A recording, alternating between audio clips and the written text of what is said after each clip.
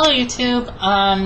So it's been like 2 months since I posted a video. I always kind of feel like I'm giving confession. You know, hello Father, it's been, 7 years since my last confession, whatever. But it's been a very eventful 2 months.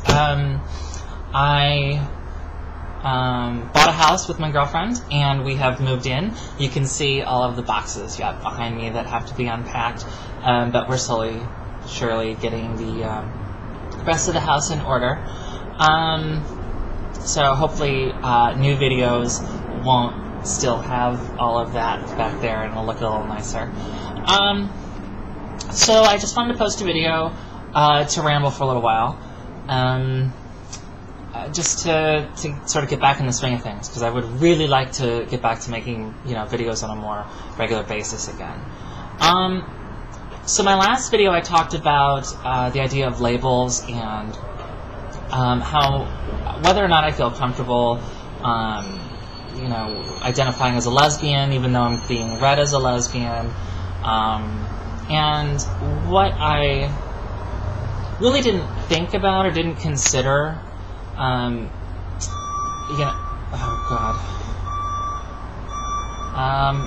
If you hear the beeping, the windows are open. It's a really gorgeous summer day, and there is, I think, a school bus across the way.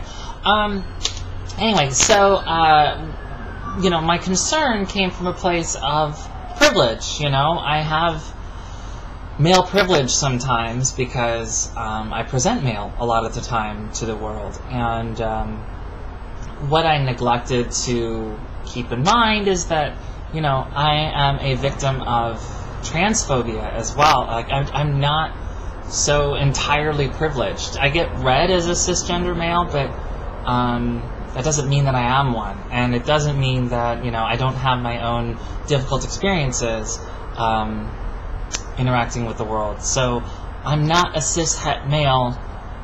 I'm not going to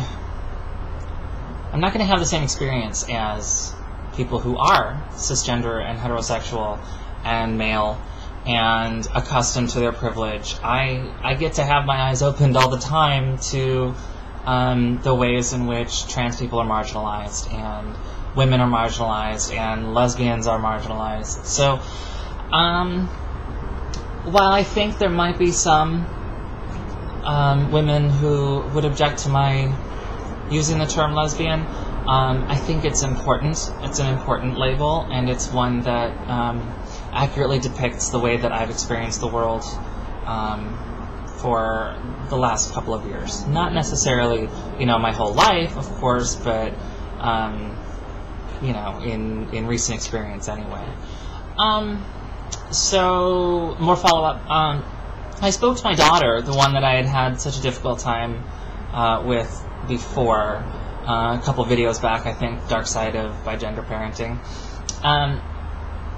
And our relationship is getting better. Like, we're better able to discuss this kind of, this topic, and, how it makes her feel. And I brought up, how she said that she feels like she doesn't have a dad, and she has 2 moms, and she's like, I don't remember saying that. So, she understands that her dad is different and unusual, and, but I'm still me, and I'm still her dad, and I'm still, the person who loves her and whom she loves. So, let's see. I had something I wanted to talk about.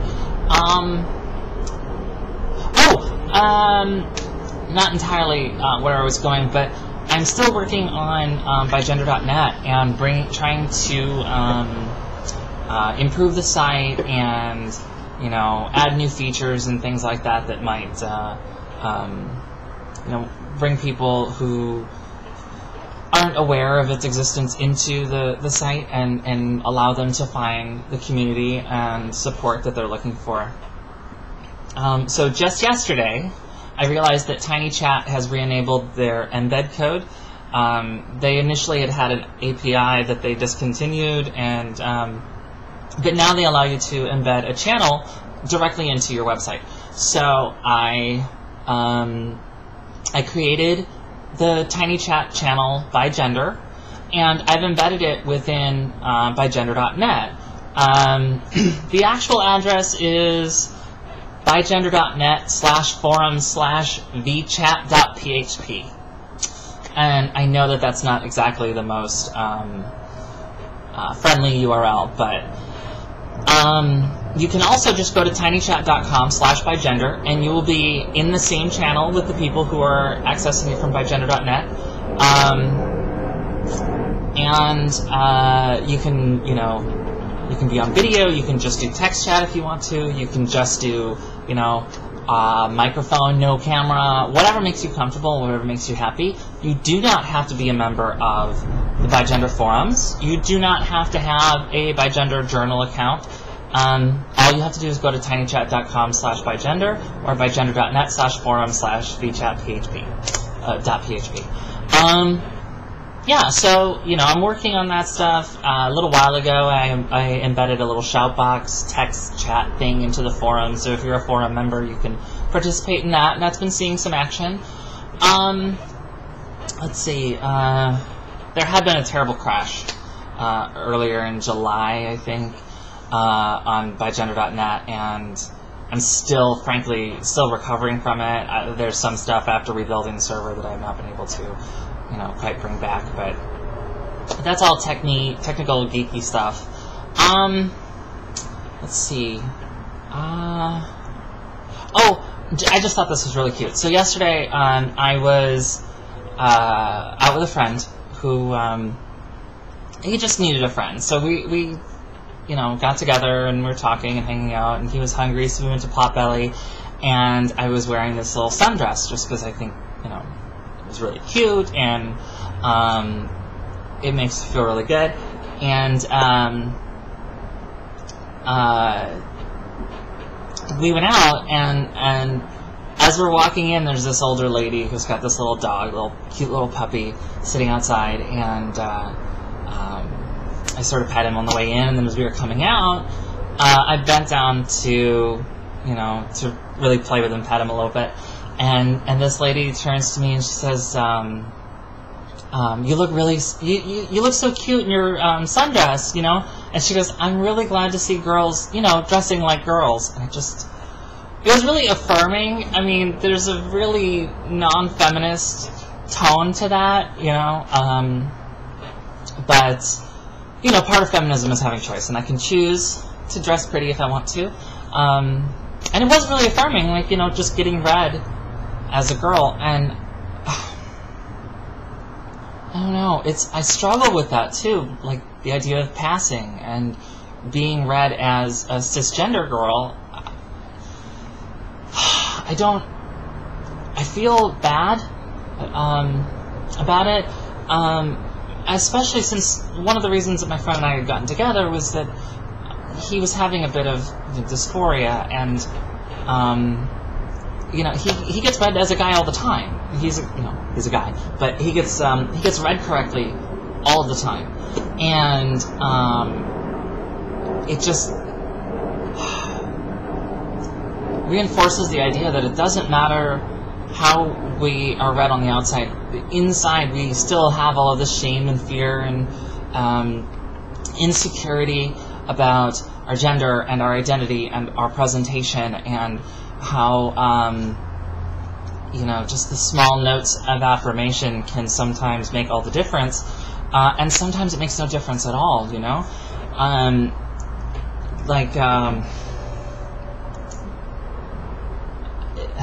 Oh my God, what was it?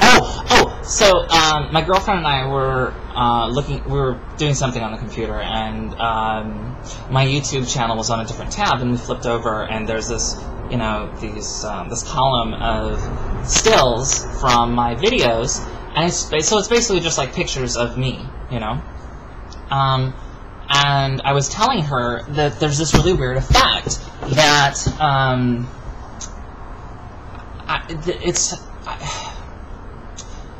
I see those stills, I see those pictures, and I recognize them as a girl and as a pretty girl, in some of them. Some of them are just really weird poses, and I need to pick different stills, I think. But they don't trigger the recognition of like seeing myself in a mirror. Like, it doesn't look like me to me. It just looks like some girl that frankly, it looks like some girl I'd like to look like. But that's all like sort of going on in my head, and I have to force myself to realize that, you know, that is me, and that, you know, I am, like, that's how I'm seen by other people as well. So I have this image in my head of this really, I don't know, sometimes I feel like a boy in a dress, and I feel awkward and out of place in my own skin and my own clothes, and I have this image in my head of how I think I look to other people and how I think I look to myself, and then I happen to come across and see something else, you know, sort of out of left field or at an unexpected time, and it makes me look at myself in a different way and realize that, I don't know, my fears are just fears, and my insecurity is just often unfounded. I think that's true for everybody. Well, a lot of people, anyway. You know, some people do actually have a pretty good read on how, you know, handsome or pretty they actually are, and I envy that because I've never had that. I've never understood. You know, I've never recognized myself as good-looking in any fashion or anything like that. So it's weird to see that in myself, and it still feels really weird and sort of out-of-body experience-like. Anyway, yeah, so now I'm rambling. I just, it's just, the trans experience is weird. Like, you have this, I don't know, dissonant image of, you know, what you look like and what you think you look like, and they don't always line up, and it's really hard to fight through that conception that you have to see the reality of it. And it happened to my friend, you know, I've never heard of him or seen him get misread because, you know, he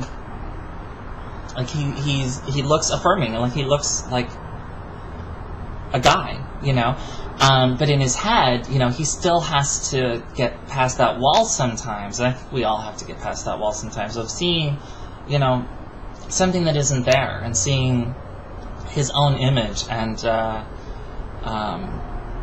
I don't know, it's such a struggle, and I wish I had an easy answer, and I wish I had a magic pill that I could take to just be like, you know, I have this objective view of who I am all the time that isn't susceptible to my own fears and insecurities and you know, wishes and that kind of thing.